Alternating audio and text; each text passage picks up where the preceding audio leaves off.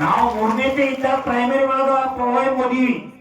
ಇವನೇ ನೋಡು ಅನ್ನದಾತ ಹೊಲದಿ ದುಡಿದೆ ದುಡಿವನು, ನಾಡ ಜನರು ಬದುಕಲೆಂದು ದವಸ ಧಾನ್ಯ ಬೆಳೆವನು, ಮಳೆ ಗುಡುಗು ಚಳಿಯ ನಡುಗು ಬಿಸಿಲು ಬೇಗೆ ಸಹಿಸುತ್ತ.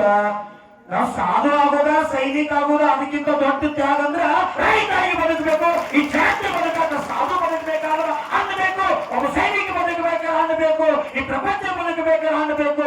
ಅನ್ನ ದೇವತ ಮೇಲೆ ಅನ್ಯಾಯ ಆತಂದ್ರ ನಮ್ಮ ದೇಶ ಸಂಸ್ಕೃತಿ ಉಳಿಯಾಕೆ ಹೆಂಗ್ ಸಾಧ್ಯ?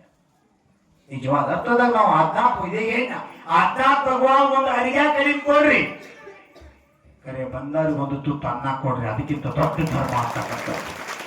ಪ್ರಜಾ ದೇಶದ ನಾಡದ ಮಂತ್ರಿಗಳು, ಮುಖ್ಯಮಂತ್ರಿ, ಪ್ರಧಾನಮಂತ್ರಿ ಧಾರ್ಮಿಕ ಇದ್ರಂದ್ರ ಎಲ್ಲಾರು ಸುಖ ಬಯಸ್ತಿದ್ರಂದ್ರ ಇಡೀ ನಾಡ ಸಮೃದ್ಧಿ ಆಗಿರ್ತದ, ಸುಖಮಯ ಆಗಿರ್ತದ.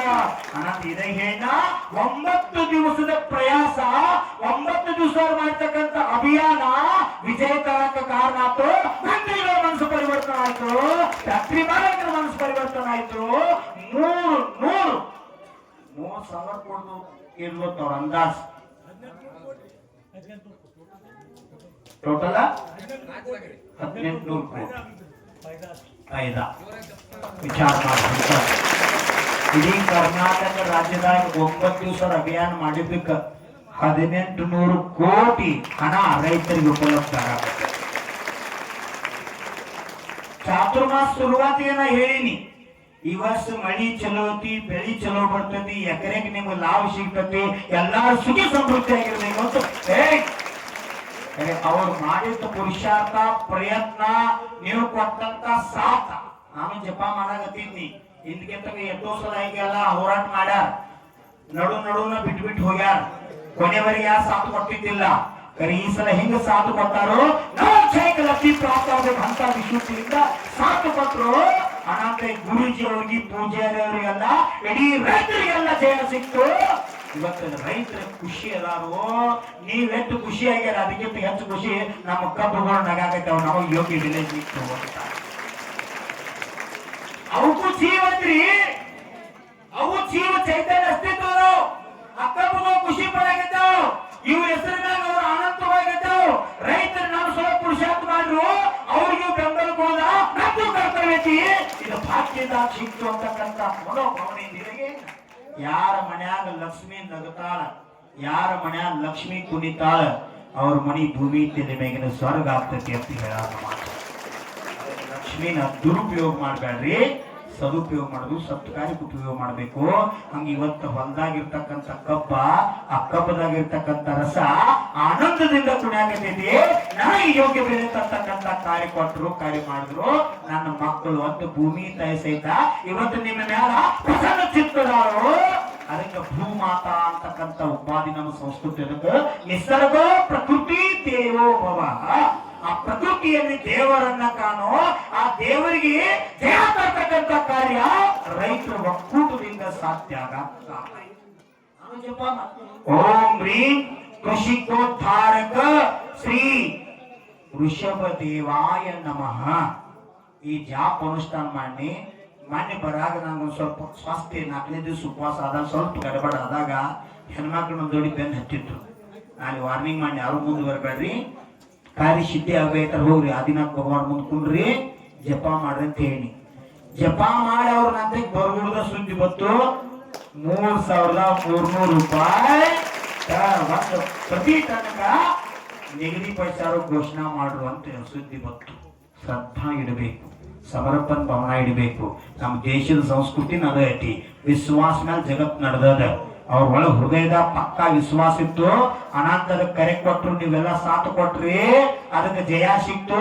ಇದು ಪೂರ್ಣ ಅಖಂಡ ಕರ್ನಾಟಕದ ವಿಜಯ ಪತಾಕ ಹಾಸ್ತಕ್ಕಂಥ ಕಾರ್ಯ. ಹಸಿರು ಸಮೃದ್ಧಿ ಇದಕ್ಕೆ ಆತಿನ ಶುರುವಾತಿಗೆ ಮನುಷ್ಯ ಬದುಕಬೇಕಾದ್ರೆ 3 ಬೇಕು: ಆಕ್ಸಿಜನ್, ನೀರು, ಮತ್ತು ಅನ್ನ, ಈ ಮೂರಿಂದ ಬದುಕಾಕ್ ಸಾಧ್ಯ. ಇದನ್ನು ಒದಗಿಸ್ತಕ್ಕಂಥ ಕಾರ್ಯ ಭೂಮಾತ ಮಾಡ್ತಾಳು. ಭೂಮಿ ತಾಯಿ ಗಿಡ ಮರಗಳು ಎಲ್ಲ ಜನ್ಮ ಕೊಟ್ಲು. ಅನಂತ ಭೂಮಿ ತಿನ್ನ ಆಕ್ಸಿಜನ್ ಅದ. ಆಕ್ಸಿಜನ್ ಇರುವುದರಿಂದ ಪ್ರತಿ ಸಂಶ್ಲೇಷಣ ಕ್ರಿಯಾ ಮಾಧ್ಯಮದಿಂದ ಮಳೆ ಧರೆಗಿಳಿದು ಸುರಿತದ. ಆ ಮಳೆದಿಂದ ನೀರಿನಿಂದ ಜಲ ಸಂಪೃಕ್ತಿ ಆಗ್ತದ. ಅದರಿಂದ ಬೆಳಿ ಬರ್ತದ. ಉತ್ತಮ ಸರ್ ಹೇಳ್ತಾರಲ್ಲ, ಕೊಕ್ಕಂದಾಗ ಬರ್ತೈತಿ ಮಳಿ, ಅಂದಾಗ ಬರ್ತೈತಿ ಹೊಳಿ, ಬಂಗಾರ ಬರ್ತೈತಿ ಕಬ್ಬಿನ ಬೆಳಿ, ನಿಮ್ಮ ಕೈಯಾಗ ಬರ್ತಾವ ಬಂಗಾರದ ಬಳಿ. ಸಮೃದ್ಧ ನಾಡು, ಸಮೃದ್ಧ ರಾಷ್ಟ್ರ, ಸಮೃದ್ಧ ಸಂಸ್ಕೃತಿ ನಮ್ದು ಆಗ್ಬೇಕಾಯ್ತಂದ್ರ ರೈತರು ಸಬಲರಾಗಬೇಕು. ಭಾಷಣ ಮಾಡ್ತಾರೆ ಬಹಳ ಜನ, ಇಲೆಕ್ಷನ್ ಬಂದಾಗ ರೈತರ ರಾಜ್ಯ ನಾವು ರೈತರ ಪರ ಆದೀವಿ ಹೇಳ್ತಾರೆ. ಮತ್ತೆ 9 ದಿವಸ ಯಾಕೆ ತಗೊಂಡ್ರು? ನನ್ನ ಅಪೇಕ್ಷೆ 3 ದಿವಸ ಆಗ್ಬೇಕಾಗಿತ್ತು, 3 ದಿವಸ ನಿರ್ಣಯ ತಗೋಬೇಕಾಗಿತ್ತು. ಆದ್ರೂ ತಗೊಂಡ. ಅವ್ರಿಗೂ ಆಶೀರ್ವಾದ ಇರಲಿ, ಅವ್ರಿಗೂ ಭವಿಷ್ಯ ಉಜ್ವಲ ಆಗಲಿ, ಅವರು ಸುಖಿಯಾಗಿರ್ಲಿ. ನಮ್ಮ ದೇಶದ ಸಂಸ್ಕೃತಿನ ಮಕ್ಕಳು ನಾವು ಎಷ್ಟೇ ಪ್ರೀತಿ ಮಾಡಿದ್ರು ಆ ಮಕ್ಕಳ ನಮ್ಮ ಭವಿಷ್ಯದ ಉಜ್ವಲ ಮಾಡ್ತಕ್ಕಂಥ ಸಂಸ್ಕಾರ ಕೊಟ್ಟರೆ ಮಾತ್ರ ನಮ್ಮ ಭವಿಷ್ಯ ಉಜ್ವಲ ಆಗ್ತದೆ. ಪ್ರೀತಿ ಮಾಡ್ಬೇಡ್ತಾನಂತಿಲ್ಲ, ನಮ್ಮ ಜೊತೆ ಸಂಸ್ಕಾರ ಬೇಕು. ಹಂಗ ರೈತರ ಬದಲು ಹೇಳೋದು ಮಾತ್ರ ಅಲ್ಲ, ಕಾಯಂ ಹೇಳ್ತಿರ್ತೀನಿ ನಾ, ರೈತರಂದ್ರ ಕುಲರತ್ನ ಭೂಷಣ್ ಅಲ್ಲ, ದೇಶದ ಪ್ರಧಾನಮಂತ್ರಿ ಅಲ್ಲ, ರಾಷ್ಟ್ರಾಧ್ಯಕ್ಷ ದ್ರೌಪದಿ ಮುರ್ಮು ಅಲ್ಲ. ಒಂದು ಏಕೇಂದ್ರ ಹಿಡ್ಕೊಂಡು ಪಂಚೇಂದ್ರ ತಕ್ಕ ಸೌಜ್ಞಿ ಅಸೌಜ್ಞಿ ಪ್ರಪಂಚ ಬದುಕಬೇಕಾದ ಅನ್ನ ಬೇಕು, ಅನ್ನ ಕೊಡ್ತಕ್ಕಂಥ ಅನ್ನದಾತ ಅಂತ ಈ ಸಂಸ್ಕೃತಿ ಹೇಳಲಾಗಿದೆ. ಯಾವಾಗ ಈ ಆತ್ಮನೊಳಗ ಜಾಗೃತ ಅವಸ್ಥಾ ಪ್ರಾಪ್ತ ಆಗ್ತದ, ಅವಾಗ ಸ್ವ ಕಲ್ಯಾಣ ಜೊತೆಗೆ ವಿಶ್ವ ಕಲ್ಯಾಣ ಆಗ್ಬೇಕಂತಕ್ಕಂಥ ಭಾವ ನಮ್ಮಲ್ಲಿ ಜಾಗೃತ ಆಗ್ತದ. ಯಾವ ಜೀವ ಭವ್ಯದ ಆ ಭವ್ಯ ಜೀವಕ್ಕನ ಎಲ್ಲಾರು ಕಲ್ಯಾಣ ಮಾಡ್ತಕ್ಕಂಥ ಭಾವ ಆಗ್ತದ. ನಮ್ಮ ಆಗಮದಾಗ ಗ್ರಂಥದಾಗ ಬರೆದಾರು, ಯಾರ ವಿಶ್ವದ ಕಲ್ಯಾಣದ ಭಾವನಾ ಮಾಡ್ತಾರ ಅವ್ರು ಒಂದಿಲ್ ಒಂದು ವಿಶ್ವ ಪ್ರಭುವಾಗಿ ಮೋಕ್ಷ ಪ್ರಾಪ್ತಿ ಮಾಡ್ಕೋತಾರು ಅಂತ ಹೇಳ್ತಾರೆ. ತೀರ್ಥಂಕರ ಪ್ರಕೃತಿ ಬಂದ್ ಮಾಡ್ಕೊಳಕ ಎಲ್ಲಾ ಜೀವದ ಕಲ್ಯಾಣ ಬಯಸಿದ್ದಕ್ಕೆ ಆಗ್ತದೆ. ಎಲ್ಲಾ ಜೀವ ಸುಖಿ ಸತ್ಯೇಶು ಮೈತ್ರಿಂ ಗುಣಿಷು ಪ್ರಮೋದಂ ಕ್ಲಿಷ್ಟೇಶು ಜೀವೇಶು ಕೃಪಾಪರತ್ವಂ ಮಧ್ಯಸ್ಥ ಭಾವಂ ವಿಪರೀತ ವೃತ್ತೋ ಸದಾ ಮಮಾತ್ಮ ವಿದದಾತು ದೇವ ಅಮಿತ ಗತಿ ಆಚಾರ್ಯ ದ್ವಾತ್ರಿಂಶತಿ ಹೇಳ್ತಾರೋ. 3 ಲೋಕದಾಗಿರ್ತಕ್ಕಂಥ ಎಲ್ಲಾ ಜೀವಿಗಳ ಮೇಲೆ ಸಮತಾಭಾವ ಯಾ ಆತ್ಮನೊಳಗೆ ಬರ್ತೈತಿ, ಆ ಆತ್ಮಾಗ ಕಲೆಕ್ಟರ್ ಆಗುವಂತ ಭಾಗ್ಯ ಅಲ್ಲ, ಮುಖ್ಯಮಂತ್ರಿ ಆಗುವಂತ ಭಾಗ್ಯ ಅಲ್ಲ, ಪ್ರಧಾನಮಂತ್ರಿ ಆಗುವಂತ ಭಾಗ್ಯ ಅಲ್ಲ, ರಾಷ್ಟ್ರಾಧ್ಯಕ್ಷ ಆಗುವಂತ ಭಾಗ್ಯ ಅಲ್ಲ, 3 ಲೋಕದ ನಾಥ ತೀರ್ಥಂಕರ ಆಗುವಂತ ಸೌಭಾಗ್ಯ ಪ್ರಾಪ್ತ ಆಗ್ತದ ಅಂತ. ಶಶಿಕಾಂತ್ ಗುರುಜಿ ಇರ್ಬೋದು, ಪೂಜಾರಿ ಇರ್ಬೋದು, ಅವರು ತಮ್ಮ ಸ್ವಾರ್ಥಕ್ಕಾಗಿ ಹತ್ತಿದ್ರ ಈ ರೀತಿ ದೊಡ್ಡ ಕ್ರಾಂತಿ ಮಾಡ್ತಿದ್ದಿಲ್ಲ. ಮಹಾರಾಷ್ಟ್ರವ್ರು ನಮ್ಮ ರಾಜು ಶೆಟ್ಟಿ ಅವರ ಇಡೀ ಮಹಾರಾಷ್ಟ್ರಕ್ಕೆ ಇಂಥ ಕ್ರಾಂತಿ ಮಾಡ್ತಾರೋ. ಈಗ ನೋಡ್ರಿ 3500 ಕೊಡ್ತನಂತ ಘೋಷಣೆ ಮಾಡಿದ್ರು 700 ನಮ್ಮ ರೈತರು ಬೇಕಂತಕೊಂಡು ಮತ್ತು ಹೋರಾಟಗಳ ಮುಂದೆ ಆಗ್ತಕ್ಕಂಥ ಹೆಜ್ಜೆಯನ್ನೇ ಇರ್ತಕ್ಕಂಥ ಇಡೀ ಮಹಾರಾಷ್ಟ್ರ ಪ್ರತಿಯೊಂದು ರೈತರು ರಾಜೀವ್ ಶೆಟ್ಟಿ ಅಂತ ಹೃದಯದಾಗ ಸ್ಥಾಪನೆ ಮಾಡ. ಹಂಗೆ ಇವತ್ತು ಕರ್ನಾಟಕ ನಮ್ಮ ಪೂಜಾರಿ ಸರು ಮತ್ತು ಗುರೂಜಿ ಅವರು ರೈತರ ಮನದಲ್ಲಿ ಆ ಸ್ಥಾನವನ್ನು ಪಡ್ಕೊಂಡ ಆ ವ್ಯಕ್ತಿತ್ವ ಗಳಿಸ್ಕೊಂಡವ್ರು. ಯಾಕೆ ಗಳಿಸ್ಕೊಂಡ್ರು ಅಂತ ಹೇಳಿದ್ರ ಅವರಿಗಾಗಿ ಕೇಳಲಿಲ್ಲ, ಇಡೀ ರೈತರಿಗಾಗಿ, ಇಡೀ ಸಮಾಜಕ್ಕಾಗಿ, ಇಡೀ ನಾಡಿಗಾಗಿ ಸಮೃದ್ಧಿ ಬೇಕಂತಕ್ಕಂಥಕ್ಕೆ ನಮ್ಮ ಮಾವೀರ ಭಗವಾನ್ ಸ್ಪಷ್ಟ ಹೇಳ್ರು. ಬದುಕಲು ಬಿಡು. ನಮ್ಮ ಪೂಜಾರಿ ಸರ್ ಇರ್ಬೋದು, ಗುರುಜಿ ಇರ್ಬೋದು, ಮಾವೀರ ಭಗವಾನ್ರಿಗೆ 1,000 ಅಲ್ಲ 1 ಕೋಟಿ ಅಡಿಗೆ ಕೊಟ್ಟಂತ ಪುಣ್ಯ ಪ್ರಾಪ್ತಿ ಮಾಡ್ಕೊಂಡ್ರು. ಯಾಕ ಬದುಕಲು ಬಿಡು. ನಾವು ಬದುಕಬೇಕು, ಎಲ್ಲಾರು ಬದುಕಬೇಕು. ಬದುಕಬೇಕಾದ್ರ ಅನ್ನ ಬೇಕು, ಅನ್ನಕ್ಕ ಬೆಲೆ ಬೇಕು. ಬೆಲೆ ಬೇಕಂತಕೊಂಡ ಅಂತ ದೊಡ್ಡ ಪುರುಷಾರ್ಥ ಮಾಡಿದ್ರು. ಅದಕ್ಕೆ ಜಯ ಸಿಕ್ತು. ನಿನ್ನೆ ಮಾತಾಡಗಂದ್ರು ಭಕ್ತ ಆಶೀರ್ವಾದ ಮಾಡ್ರಿ, ನೀವೇನ್ ಹೇಳ್ತೀರಿ ನಾವು ಕೇಳ್ತೀವಿ, ನಿಮ್ಮ ಆಶೀರ್ವಾದ ನಮ್ಗೆ ಬೇಕು ಅಂತಕ್ಕಂಥ ಈಗ ಬರ್ಲು ಯಾವಾಗ ಬರ್ಲಿ ಭಕ್ತ ಆದೇಶ ಮಾಡ್ರಿ. ನಾ ಯಾವಾಗ ಭಕ್ತ ಹಾನಿ ಕಾಯ್ಲು ಯಾವಾಗ ಬರ್ಲಿ ಭಕ್ತ ಆದೇಶ ಮಾಡ್ರಿ ಅಂತ ಹೇಳಿ ನಾ ರವಿವಾರತಿ ನಿಮಿತ್ತ ನಿಮ್ಗೆ ದರ್ಶನ ಬಾಕ್ ಸಿಗ್ಲಿ, ನಾಳೆ ಬರ್ರಿ ಅಂತ ನಾವು ಸೂಚನಾ ಕೊಟ್ಟಿನಿ. ಆ ಪ್ರಕಾರ ಇವತ್ತವ್ರ ಬಂದ್ರಿ ಬಂದಾರ. ಅವ್ರದ ವ್ಯವಹಾರಮಯ ಅಪೇಕ್ಷದಿಂದ ಶ್ರಾವಕರಿಗೂ ಕರ್ತವ್ಯ ಐತಿ. ಯಾಕಂದ್ರೆ ನಮ್ಮ ಮಾಸಲ ಹೇಳ್ತನು, ರೈತಿಗೆ ಯಾವುದು ಜಾತಿ ಇಲ್ಲ.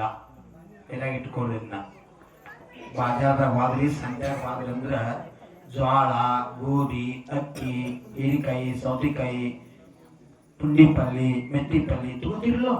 ತಗೊಳಾಗ ನೀ ಯಾರು ಜಾತ್ಯಾಮ ಕೇಳ್ತೀರಿ ವಿಚಾರ ಮಾಡ್ರಿ. ಅದಕ್ಕೆ ಬಸವಣ್ಣವ್ರು ಇವನಾರವ ಎನ್ನದಿರಯ್ಯ, ಇವ ನಮ್ಮವ ಎಂದೆನಿಸಯ್ಯ. ಯಾವಾಗ ರೈತರು, ಪ್ರಜೆಗಳು, ಎಲ್ಲಾ ಸಮಾಜದವರು ನಮ್ಮವರಂತೂ ಭಾವ ಬರ್ತತಿ, ಅವಾಗ ನೀವಾಗಿರಂಗಿಲ್ಲ, ಭೂಮಿ ತೆಲಿಬೇಕಿನ ದೇವರಾಗಿರ್ತೀರಿ, ದೇವ ಮಾನವರಾಗಿರ್ತೀರಿ. ಅಂತ ವ್ಯಕ್ತಿತ್ವ ನಿಮ್ಮ ಆತ್ಮ ಬರ್ಬೇಕಾದ್ರೆ ಇದು ಬೇಕು. ಅದಕ್ಕೆ ರೈತನಿಗೆ ಯಾವ ಜಾತಿ, ಕುಲ, ಗೋತ್ರ ಇಲ್ಲ. ರೈತ ಕೃಷಿಕನ ಧರ್ಮ. ಅದಕ್ಕೆ ಕೃಷಿಕ ಸುಖಿ ಆಗಿದ್ದಂದ್ರ ಈ ಪ್ರಪಂಚ ಸುಖಿ ಆಗಿರ್ತದ. ರೈತ ಸುಖಿ ಆಗಿದ್ದಂದ್ರ ಈ ಪ್ರಪಂಚ ಸುಖಿ ಆಗಿರ್ತದ. ಅದಕ್ಕೆ ನನ್ನ ಆತ್ಮವು ತೃಪ್ತಿ. 2 ದಿವಸ ನೋಡಾಕತ್ತೀರಿ, ನಂದು ಜ್ವಾಳ ಗೋಧಿ ತ್ಯಾಗಿತ್ತು. 2 ದಿವಸ ನಾ ಜ್ವಾಳ ಗೋಧಿ ಹಾಕಿ 3 ತೊಳಗತ್ತೇನೆ. ಸರ್ಕಾರ ಒಂದು ಕಲಿಸಿ. ಯಾಕಂದ್ರೆ ನನಗೂ ಆತ್ಮ ತೃಪ್ತಿ ಆಗೈತಿ. ಇವ್ರು ಮಾಡಿದ್ದು ಹೋರಾಟಕ್ಕ ಬೆಲೆ ಸಿಕ್ತು, ಬೆಂಬಲ ಸಿಕ್ತು. ನಿಮ್ಮ ಬೆಂಬಲದಿಂದ ಎಲ್ಲಾರ್ಗೂ ಕಾರ್ಯ ಸಿದ್ಧಿ ಆಗಕ್ಕೆ ಕಾರಣ ಆಯ್ತು. ಇನ್ನು ಮುಂದೂ ಸಹಿತ ಅವ್ರ ಕಾರ್ಯಕ್ಕೆಲ್ಲರೂ ಸಾಥ್ ಕೊಡ್ರಿ, ಅವ್ರ ಕಾರ್ಯ ಯಶಸ್ವಿ ಆಗ್ಲಿ. ಮುಂದೆ ನಿನ್ನ ಸರ್ವ ಹೇಳಿನ ಗುರುಜಿ ಅವ್ರಿಗೆ 5 ಎಕರೆ ಇತ್ತಂದ್ರ 1 ಎಕರೆ ಸಾವಯವ ಕೃಷಿ ಚಾಲೂ ಮಾಡೋನು. ಯಾರು ಮಾಡ್ಕೊಂಡ್ ಸಂಕಲ್ಪ ಮಾಡ್ತೀರಿ? ಈಗಾಗಲೇ ಭಕ್ತರು ಬಹಳ ಜನ ನಿವೇದನೆ ಮಾಡ್ಕೊಂಡು ನಾವು ಕೊಡ್ತೀವಿ ಅಂತ ಹೇಳಿ ನಾನು ಒಂದ್ ಸ್ವಲ್ಪ ತಲೆ ಹಿಡ್ದೇನಿ. ನಮ್ಮ ಶರತ್ ಜಗಟಿ 3 ಆಕಳ ಕೊಡ್ತಾನ, ನನ್ನ ಜವಾರಿ ಆಕಳ ಬದ್ಲಿಗಿರಿ. ಒಂದು ಭವಿಷ್ಯದ ಗುರುಜಿ ಅವರೇ ಯಾರು 1 ಎಕರೆ 5 ಎಕರೆ ಪೈಕಿ 1 ಎಕರೆಗೆ ಸಾವಯವ ಕೃಷಿ ಮಾಡಿ ಸಂಕಲ್ಪ ಮಾಡ್ತಾರೋ ಅವ್ರಿಗೆ ಬದ್ಲಿಗಿರಿ ರೀತಿ ಒಂದ್ ಜವಾರಿ ಆಕಳ ಫ್ರೀ ಕೊಡುವಂತ ವ್ಯವಸ್ಥೆ.